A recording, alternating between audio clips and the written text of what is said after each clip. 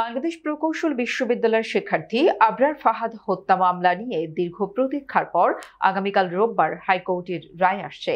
এটি দেশের আইন ব্যবস্থাপনা ও ন্যায় বিচারের ক্ষেত্রে একটি গুরুত্বপূর্ণ পদক্ষেপ হতে পারে।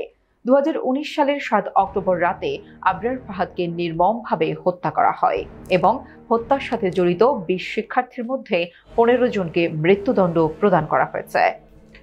বুয়েটের দ্বিতীয় বর্ষের ছাত্র আবরার ফাহাদকে ছাত্রলীগের কিছু নেতাকর্মী পিটিয়ে হত্যা করেন 2019 সালের 7 অক্টোবর রাতে। এই নিষ্ঠুর হত্যাকাণ্ডটি বুয়েট ক্যাম্পাস সহ সারা দেশে তীব্র প্রতিক্রিয়া সৃষ্টি করে।